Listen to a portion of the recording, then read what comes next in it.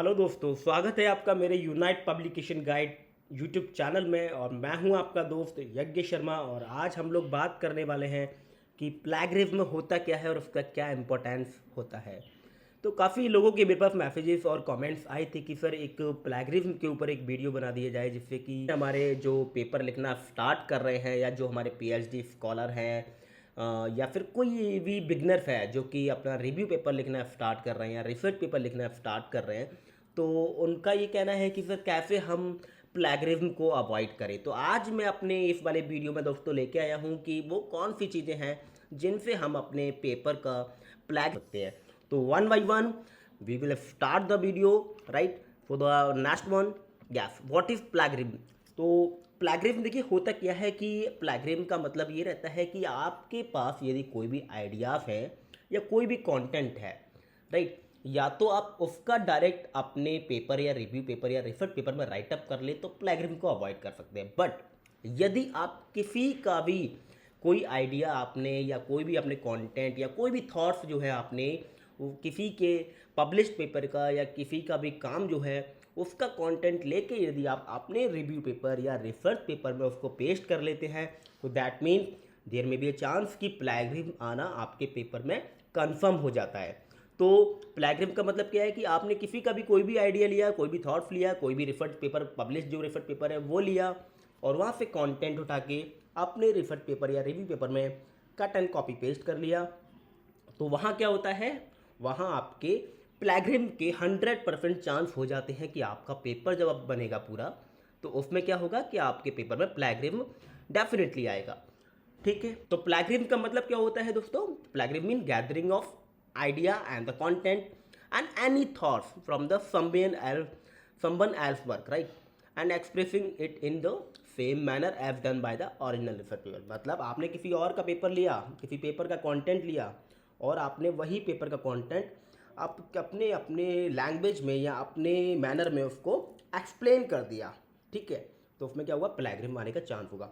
यदि सर मैं ऐसा करता हूँ तो क्या होगा, यदि मैं मान के चलिए मैंने किसी का पेपर से कंटेंट ले लिया तो क्या हुआ, डियर ऐसा बिल्कुल मत करिएगा, क्योंकि इससे आगे कॉपीराइट इशू हो सकता है, एथिक्स इशू हो सकता है और आप पे एकेडमिकली डिसऑनेस्ट या फिर पनिशेबल ऑफेंस भी हो सकता है राइट। क्योंकि आप किसी का भी पब्लिश्ड वर्क जो है उससे डायरेक्ट कोई भी कंटेंट लेके अपने पेपर में नहीं डाल सकते हैं। Sir I have question. हाँ बताइए सर, क्या हम जब रिव्यू पेपर बनाते हैं तो उसमें भी कंडीशन में भी ऐसा ही होता है, क्योंकि हमारा वो खुद का वर्क तो है नहीं, तो उस कंडीशन में क्या ऐसा करना होगा कि हम, क्योंकि रिव्यू पेपर ये रहता है कि हम 50-60 पेपर हम स्टडी करते हैं और अपनी लैंग्वेज में लिखते हैं, तो क्या फिर उसमें भी कोई ऑफेंस होगा या कोई कॉपीराइट या एथिक्स आएगा। डेफिनेटली डियर, यदि आप उसे डायरेक्ट उसका कंटेंट जो है उसको डायरेक्ट आप लेते हैं और आप पेस्ट करते हैं, या मान के चलिए आप थोड़ा सा उसका सिनोनिम्स भी चेंज करते हैं ना, तो that will occur some ethics, that will occur some copyright issue right. So it will never be consider in your paper. The publish paper author can gives to you right, I can consider as an what, as an ethics, as an copyright issue with respect to you right. So please avoid the things like, and the third one, the content can be collected from the all published and unpublished material whether in the printed or electronic form। तो तीसरा point क्या बता रहा है हमारा, कि जो भी कोई कंटेंट है यदि आप उसे कलेक्ट कर रहे हैं किसी पब्लिश्ड या अनपब्लिश्ड पेपर से या मटेरियल से जो कि प्रिंटेड फॉर्म में है या इलेक्ट्रॉनिक फॉर्म में। प्रिंटेड फॉर्म मतलब कि बहुत से ऐसे कोई बुक्स हो गई आपकी, या कोई आपके सीरीज हो गई बुक्स की, आपने वहाँ से किया, कॉपी किया, वहाँ पे आपने राइटअप किया, राइटअप करके अपने ही रिव्यू पेपर में सेम चीज़ सेम लाइन आपने डाल दी, तो it will call printed right, printed version right, printed material right. And another one is electronic form. Electronic form यानी ऑनलाइन कोई भी सोर्स अवेलेबल है और वहाँ से आपने कोई भी पेपर उठाया और अपने किस में डाल दिया, अपने रिव्यू पेपर में डाल दिया, तो that will also occur some ethics right. So please do avoid, do not collect all the published or the unpublished material whether it is in the form of printed form or in the form of electronic form right दोस्तों, समझ में आया। So next one please. या for type of plagiarism, कितने type से plagiarism को हो सकता है और कैसे हम उसको अवॉइड कर सकते हैं आप ये जानेंगे। तो देखिए जो टाइप्स ऑफ प्लैगियरिज्म हैं वो बेसिकली 4 टाइप्स के होते हैं। और यदि मैं आपसे बात करना चाहूँ तो जो बिगनर्स हैं इसलिए मैं 4 बता रहा हूँ।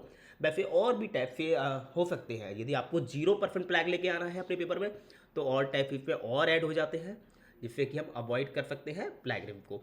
तो यह मैंने बेसिकली क्या लिया है कि बस 4 for the number 1 the direct plagiarism, number 2 the self plagiarism, number 3 mosaic plagiarism, and the fourth one is accidental plagiarism. So one by one we will explain this, right? Hopefully it will be great for you, hopefully it will be great information to you, right? सो जुड़े रहिएगा video से और अंत तक इस video को देखते रहिएगा, क्योंकि ये जो 4 टाइप के आपके प्लैगियरिज्म है यदि आपने ये समझ लिए तो मान के चलिए कि आप जब कभी भी अपना रिव्यू पेपर लिखना स्टार्ट करेंगे तो definitely your paper, your research paper, your review paper, your systematic review, all will be considered as an 20% plagiarism, right? For the next one, please. Yeah, the number 1, direct plagiarism, right? So direct plagiarism होता क्या है dear, ये आप थोड़ा समझिए। ये बड़ा common होता है कि जो भी बिगनर्स होते हैं ना वो डायरेक्ट प्लैगियरिज्म का ही इशू बनते हैं, पार्ट बनते हैं, राइट? कि मान के चलिए मैं बिगनर्स हूँ और मैंने क्या किया है, मुझे बड़ा इंटरेस्ट है कि मुझे कोई रिव्यू पेपर लिखना है या मुझे रिसर्च पेपर लिखना है। तो मैं क्या करता हूँ, मैंने किसी भी पब्लिश्ड पेपर पे या डायरेक्ट मैं गूगल पे गया, मेरा टॉपिक है मान के चलिए challenges and the policy towards the sustainability in current scenario and the past scenario. So मैं क्या करूँगा डायरेक्ट कि यदि मैं बिगनर हूँ तो मैं क्या करूँगा कि मैं उसके रिलेटेड अपने टाइटल को डालूंगा गूगल पे और उससे रिलेटेड जितने भी टॉपिक्स हैं या जितने भी पेपर्स हैं, पब्लिश्ड पेपर हैं, उनको रीड आउट करूँगा, उनको पढ़ूंगा। और क्या करता हूँ, जो बिगनर्स होते हैं वो क्या करते हैं, वो डायरेक्ट कुछ पेपर फ्लैग कर लेते हैं और वहाँ से उसको उनका जो कंटेंट है उसको कॉपी करते हैं और अपने आर्टिकल में उसको पेस्ट कर देते हैं। तो this type of plagiarism is called as, is termed as, is serve as what, direct plagiarism. मतलब आपने कोई भी पब्लिश पेपर का कंटेंट लिया और just to paste it to your paper, so that will be term as direct plagiarism. So direct plagiarism का क्या कह रहा है हमारी फ्रेंड में, देखते हैं इसको। Direct plagiarism is the word to word transcription या of a section of someone else's work without attribution and without quotation marks, right? So the deliberate, the plagiarism of someone else's work unethically or academically dishonest and ground for disciplinary action including expulsion, right? So भाई same चीज़ बता रहा हूँ मैं आपको कि यदि आप किसी का भी कोई भी पब्लिश्ड या अनपब्लिश्ड वर्क को लेके अनएथिकली, राइट, या फिर एकेडमिकली डिसऑनेस्ट हैं और आपने उस किसी भी डिसिप्लिनरी एक्शन को लेके आपने उसको क्या किया है, कॉपी पेस्ट कर दिया है अपने रिव्यू आर्टिकल या रिसर्च पेपर में, तो that will be term as what, direct plagiarism. तो डायरेक्ट प्लैगियरिज्म एक बेसिक चीज़ होती है जब हम कभी कोई बिगनर्स जो पेपर स्टार्ट करते हैं लिखना या थीसिस लिखना स्टार्ट करते हैं, ये डायरेक्ट प्लैगियरिज्म थीसिस के केस में काफ़ी आता है, क्योंकि जो रिसर्च पेपर या रिव्यू पेपर लिख रहे हैं उनको थोड़ा सा पता होता है कि किस तरीके से डायरेक्ट प्लैगियरिज्म को अवॉइड करना है। तो ये जो गलतियां होती हैं, ये गलतियां मेरे दोस्तों किससे होती हैं, जो थीसिस लिख रहे हैं या जो आपके रिसर्च स्कॉलर हैं और अपना इंट्रोडक्शन वाला पार्ट फर्स्ट चैप्टर को लिखना स्टार्ट कर रहे हैं या सेकंड चैप्टर को लिखना स्टार्ट कर रहे हैं, तो वो लोग इन गलतियों को करते हैं। ओके, नंबर 2 या self plagiarism. Self plagiarism dear क्या होती है कि यदि मान के चलिए आपने अपना खुद का पेपर आपका एक पब्लिश्ड है, राइट, और सेम पेपर में आप थोड़ा सा मॉडिफिकेशन करके क्या कर रहे हैं, सेकंड पेपर आप अपना निकालना चाह रहे हैं, चाहे वो रिव्यू पेपर हो चाहे वो रिसर्च पेपर हो। यानी आपने एक टॉपिक पे, एक इंटाइटल पे कोई भी रिसर्च पेपर लिख रखा है या रिव्यू पेपर लिख रखा है और उसमें थोड़ा सा कहीं मॉडिफिकेशन कर रहे हैं, like in the form of methodology, in the form of result, right, कि आपके आउटकम्स क्या हैं, तो उसमें थोड़ा सा मॉडिफिकेशन किया आपने, सैम्पल साइज चेंज किया, नंबर ऑफ सैंपल चेंज किए, राइट, तो उससे क्या होगा, आप सोचते हैं कि ये थोड़ा सा मेरा ही खुद का वर्क है तो इसमें प्लैगियरिज्म कम आएगा, ऑलरेडी कम है। पर डियर ये सोचिए कि आपने जो पेपर पब्लिश कराया है, राइट, वो पेपर आपका ऑलरेडी पब्लिश्ड है और यदि आप सेम पेपर में थोड़ा सा कहीं मॉडिफिकेशन करके दूसरा पेपर का निकालते हैं या निकलवाना चाहते हैं तो आप उसका प्लैग चेक करोगे तो आपका फर्स्ट पेपर तो ऑलरेडी पब्लिश्ड है। तो पब्लिश्ड वर्क को यदि आप वो ये नहीं देख, कभी प्लैगियरिज्म हम लोग चेक कराते हैं, बोले ये नहीं देखते कि ये आपका पेपर है या किसी और का पेपर है, वो लोग ये देखते हैं कि सेम कंटेंट कहीं ऑलरेडी पब्लिश्ड है कि नहीं है। You got the my point, right. तो आप क्या कर रहे हैं गलती, आप गलती ये कर रहे हैं कि आपका ऑलरेडी पेपर पब्लिश्ड है पहले सेम कंटेंट पे, तो ऑब्वियसली बात है चाहे वो आपका वर्क हो चाहे किसी और का वर्क हो, उसको यदि आप थोड़ा सा मॉडिफाई करके दूसरा पेपर निकालना चाहेंगे तो उस कंडीशन में भी फ्लैग आएगा। क्यों फ्लैग आएगा? क्योंकि आपका ऑलरेडी वर्क पब्लिश्ड है, राइट। तो डू अवॉइड दिस। कुछ लोग ऐसे करते हैं क्योंकि वो सोचते हैं कि ऐसा हो सकता है कि हमारा एक कुछ ही मान के चलिए कि मैंने 10 सैंपल के ऊपर स्टडी किया और 10 सैंपल से 5-5 सैंपल्स के ऊपर मैं क्या करना चाहता हूँ, 2 पेपर निकालना चाह रहा हूँ, राइट। पर देखिए आप 2 पेपर तो निकालना चाह रहे हैं, पर आपने 10 सैंपल के लिए सेम मैथडोलॉजी यूज़ की होगी और सेम रिजल्ट्स आए होंगे, राइट। और सेम आप इंट्रोडक्शन लिख रहे होंगे और सेम आप रिव्यू ऑफ लिटरेचर लिख रहे होंगे और आउटकम्स भी आपके सेम आए होंगे। तो how it will be possible that you can be divided your 10 sample in between 2 groups? That means one group they contain the 5 sample and another group contain the 5 sample. So the methodology will be same, the result will be same, the conclusion will be same, the introduction part will be same, means all the content will be same. Just the different thing is you have just divided the your 10 sample between 2 groups, right? So it cannot be possible. If you are thinking over that, please do avoid this, right? यदि मैं बात करूं dear, तो self plagiarism का मतलब क्या है कि आप अवॉइड करें कि आप अपने ही कंटेंट को बार बार नंबर ऑफ साइज चेंज करके या आपको सैम्पल साइज को चेंज करके दूसरा पेपर ना निकालें, ठीक है, नहीं निकालें, तो it will be good dear. इस टाइप की जो भी प्लेगरिज्म जो आती है उसको हम वो लोग बोलते हैं self plagiarism, right. Okay, next one, या मोज़ेक प्लेगरिज्म, राइट। ये भी बड़ा, ये जो मोज़ेक टाइप का प्लेगरिज्म है ये भी बड़ा जो हमारे बिगनर्स होते हैं वो भी करते हैं, या थोड़ा जिनको इन्फॉर्मेशन रहता है कि हाँ मुझे थोड़ा सा प्लैग कैसे रिमूव करना है, तो वो लोग इसको गलती को फॉलो करते हैं। लाइक कि जिनको पता है कि या उनके 1-2 पेपर पब्लिश्ड हो गए हैं कि पीयर रिव्यूड जर्नल में है या यूजीसी केयर लिस्टेड जर्नल में, तो वो ये गलती बार बार रिपीट करते हैं।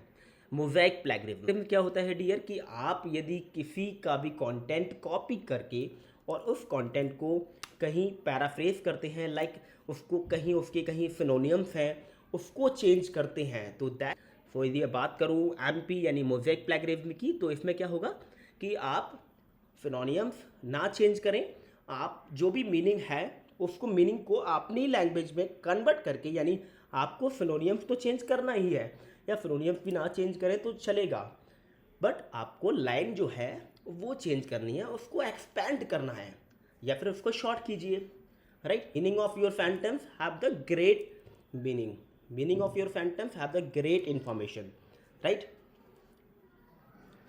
सो मोज़ेक प्लेगरिज्म में क्या है आप देखिए, mosaic plagiarism occur when a student borrow shares from a source without using quotation mark or find synonyms for the author language while keeping to the same general structure and meaning of the original content, right। यानी आप क्या कर रहे हैं, same meaning है और या किसी का कंटेंट जो है आप कॉपी कर रहे हैं और उसका मीनिंग सेम है, केवल आपने सिनोनिम्स चेंज कर दिया, तो वहाँ क्या होगा कि जो सिनोनिम्स है ना उस पर आपका प्लैग अवॉइड हो जाएगा, बट और जो पूरा पैराग्राफ है सेंटेंस है that will be filled as an plagiarism.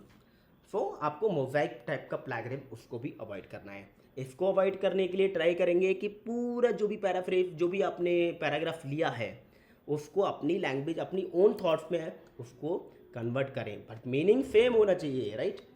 Okay, the next one, accidental plagiarism. तो एक्सीडेंटल प्लेगरिज्म में डियर क्या होता है कि यदि मान के चलिए मैं कोई पेपर लिख रहा हूँ और मैंने कहीं से कुछ कंटेंट लिया है, ठीक है, अब उस कंटेंट को मैं नेगलेक्ट कर दिया मैंने, या मान के चलिए मैं भूल गया कि उसको साइट भी करना है, राइट। या आप कहीं से कोई भी कंटेंट ले रहे हैं आपको साइटेशन जरूर देना है यार, क्योंकि आप किसी का भी कंटेंट डाल रहे हैं उसका रेफरेंस डाल रहे हैं उसका साइटेशन डाल रहे हैं कि मैंने ये कंटेंट यहाँ पे लिया, तो आपको साइटेशन देना जरूरी है। यदि आप साइटेशन नहीं देंगे तो वहाँ भी प्लेगरिज्म के चांसेस होना स्टार्ट हो जाते हैं, राइट। तो एक्सीडेंटल क्यों बोलते हैं, क्योंकि यहाँ पे देखिए जो साइटेशन दे रहा है कोई भी पेपर जो लिख रहे हैं बिगनर्स, या वो साइटेशन यदि दे रहा है तो इसका मतलब फिर पता है कि साइटेशन देना कैसे होता है, पर होता क्या है कि कभी कभी हम लोग भूल जाते हैं। तो एक्सीडेंटल प्लेगरिज्म क्या होती है कि यदि आप किसी भी प्रेफर्ड पेपर से आर्टिकल से कोई भी आप कंटेंट ले रहे हैं और आप साइट करना भूल गए उसको, राइट, तो it will be called as accidental plagiarism. Okay, the next one please, या so here is the some example of how to check the plagiarism, right, in a this particular image, right। तो मैंने यहाँ पे क्या किया है कि एक आपको इमेज दिखाई है यहाँ पे जो कि एक टॉपिक लिखा गया है, टॉपिक का समरी लिखा गया है, राइट। तो आप देखेंगे उसमें ना कि कहीं ऐसा हो रहा है कि कुछ वर्ड्स जो है वो हाईलाइट है, राइट। तो दैट मीन्स वो वर्ड्स क्या हैं जिनमें फ्लैग आया हुआ है। आप देखेंगे कुछ पोर्शन ऐसा है लाइक कि आप यहाँ देख रहे हैं कि इसका मतलब ये है कि इस पूरे कंटेंट में यहाँ से लेके यहाँ तक कोई भी प्लैगरिज्म नहीं है, राइट, सॉरी।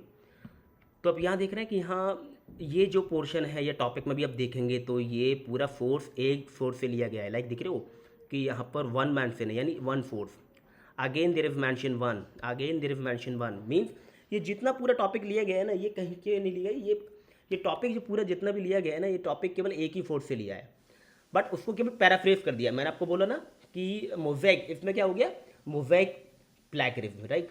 ये थोड़ा सा इन्होंने यहाँ चेंज कर दिया है कि B looked at how many responded right this. तो ये लाइन आपकी चेंज है पूरी, बट ये आपने इन्होंने चेंज नहीं किया है, तो इसका मतलब ये मोज़ेक प्लैगरिज्म में आ जाएगा। Okay, next one please. ये देख रहे हैं आप, इस वाले टॉपिक में, इस वाले कंटेंट में कहीं भी कोई प्लैगरिज्म नहीं है। इसका मतलब ये है कि उन्होंने ये पूरा अपना सेम अपने थॉट्स या अपने कोई आइडियाज़ है उनके बेस पे ये पूरा लिखा है, तो इसमें प्लैगरिज्म नहीं है। Okay, next one please. How to avoid plagiarism. तो ये कुछ 5 तरीके हैं कि जिससे आप अवॉइड कर सके प्लैगरिज्म को। कभी भी आप कॉपी ना करें, जस्ट किसी भी कंटेंट को कॉपी ना करें, या कॉपी करते भी हैं तो you have to be design that content as per your thought, as per your content, as per your ideas, right. You have to be design the things, right. Okay, the last one is use of a range of source, right. आपको क्या करना है कि उस particular content के related और other sources को भी सर्च करना है on Google Scholar, either you can go for SciHub और मल्टीपल रेफर पेपर पे आपको जाना है जहाँ से आपको रेंज ऑफ सोर्स ज़्यादा लेना है, तो इससे भी अवॉइड हो सकता है। Develop your own style. आप क्या करेंगे कि आपने यदि कोई भी कंटेंट लिया है तो उसको अपनी स्टाइल में उसको चेंज करना, या अपने कंटेंट अपने थॉट्स में उसको चेंज करना होगा। Keep good quality notes, right. आपको क्या करना है कि वो नोट्स लेने हैं, वो रेफर पेपर लेने हैं जिनका क्वालिटी बहुत अच्छा है, यानी उसमें रिजल्ट बहुत अच्छा है, बहुत अच्छा उसका क्वालिटी है, तो वो पेपर यदि प्रेफर करेंगे तो देर में भी possibility to avoid the plagiarism, right. Okay, the next one is use quotation mark. या you have to be cited, you have to be reference को आपको क्या करना है कि साइटेशन देना है। कोई भी कंटेंट ले रहे हैं आपको साइटेशन दे दीजिए उसको। तो आप साइटेशन दे रहे हैं, इसका मतलब ऑथर का क्या है, ऑथर को पता है कि ऑथर को अपना पता चला है कि भाई हाँ मेरा किसी ने कंटेंट कहीं से भी कुछ आपका साइटेशन दिया है, तो that have the proper information, right, that also be appreciated, right. So you have to be quotation mark. Okay, the next one please. Different plagiarism check site. Okay, so ये आपकी कुछ चेक साइट हैं जिनसे आप plagiarism को check कर सकते हैं। स्क्रीवर है, टर्निटिन जो है बहुत ज़्यादा इंपॉर्टेंट, बहुत ज़्यादा यूज होने वाला सॉफ्टवेयर है जिससे कि हम प्लैगरिज्म को निकाल सके, रिमूव का। Third one is Grammarly. Grammarly में क्या है कि आप अपने ग्रामरली को भी चेक कर सकते हैं, तो ये भी एक सॉफ्टवेयर होता है। Urkund, it just similar to the Turnitin, right, और the substitute of the Turnitin. The fourth one is plagiarism detector, so it also a type of plagiarism check site, right. Next one please. या what is the good plag score. देखिए, जो normally आपका जो अच्छा प्लैग score माना जाता है वो माना जाता है बिलो 10, राइट। तो बिलो 10 यदि आपके रिसर्च पेपर या रिव्यू पेपर या आपका थीसिस में बिलो 10% यदि प्लैगरिज्म है तो that will be consider as an good plag score. But होता क्या है कि कभी कभी बहुत सारे जर्नल्स ऐसे होते हैं जो रेपुटेटेड और क्यूबन कैटेगरी जर्नल होते हैं, स्कोप ऑफ इंडेक्स जर्नल होते हैं, FCIE एक्सपेंडेड जर्नल होते हैं। तो वो क्या करते हैं कि कभी कभी उनको तो ये चाहिए होता है कि केवल आपके पेपर 2% ही प्लैग होना चाहिए, 2% फोर्स ही आप यूज़ कर सकते हैं। तो they will have the some other criteria, right, to accept any paper, right. So this is the another thing, right, just avoid this, I am just explaining the things, right. और ये आप देख रहे हैं मैंने यहाँ पे कुछ सिमिलैरिटीज दिखाई हैं। 0%, 6% that will be consider as an good plag score. 43 that will not be consider. 58 it also be not be considered. 80 it's can't, right. So it's an important note that a low percentage may indicate that content is not exactly similar as that of already published file। इसका मतलब ये है कि यदि 0 से 10% के बीच में या इन बिटवीन 10 बिलो 10 रहते हैं या 0 to 10 रहते हैं, तो इसका मतलब वो आपका ये मानते हैं कि हाँ भाई आपने ये वर्क जो किया है वो अपना खुद का लैंग्वेज में किया है। तो यहाँ प्लैगरिज्म वाला कोई इशू आता नहीं है। Okay, the next one please, what is the need of avoid plagiarism. ये प्लैगरिज्म जो है उसको अवॉइड करने का मतलब ये है कि आप कहीं ऐसा ना हो कि आपका फ्यूचर कैरियर में कोई दिक्कत हो जाए, लाइक कि आप किसी का भी कंटेंट कोई लेते हैं और उसको पब्लिश अपने रिसर्च आर्टिकल या रिव्यू आर्टिकल में उसको राइटअप कर देते हैं, तो वहाँ पर कहीं एथिक्स वाले इशू आ जाते हैं, कॉपीराइट वाले इशू आ जाते हैं। तो वहाँ पर आपका हो सकता है कि आपका कैरियर थोड़ा सा उस पर भी थोड़ी सी आपकी डिफ़िकल्टीज आपको फेस करनी पड़े इन फ्यूचर। तो ये मैन आपका ये है, प्लैगरिज्म को अवॉइड नहीं करते हैं तो एथिक्स वाला इशू आ सकता है, कॉपीराइट वाला इशू आ सकता है और किसी ऑथर अपने ईगो या फिर रैपो पे भी ले सकता है। तो आपको ये कुछ तरीके हैं जिससे आपको कि प्लैगरिज्म को अवॉइड करना है। तो ये कुछ आपके इम्पैक्ट हैं या कॉन्सिक्वेंस कह लीजिए इनको, कि जिससे कि यदि आप प्लैगरिज्म रिमूव नहीं करते हैं तो स्टूडेंट पे दिक्कत हो सकती है। तो वो स्टूडेंट की रेपुटेशन पे आ सकती है, प्रोफेशनल रेपुटेशन पे आ सकती है, एकेडमिक रेपुटेशन पे आ सकती है, लीगल एक्शन भी कोई उस पर लिया जा सकता है या मॉनेटरी एक्शंस भी कोई लिया जा सकता है, या वो प्लैगराइज रिसर्च में भी काउंट हो सकती है। Next one please. या थैंक्स लॉट। आशा करता हूँ कि आपको ये मेरी वीडियो पसंद आई होगी और मैं ऐसे ही कुछ अलग वीडियोस भी लेके आऊँगा।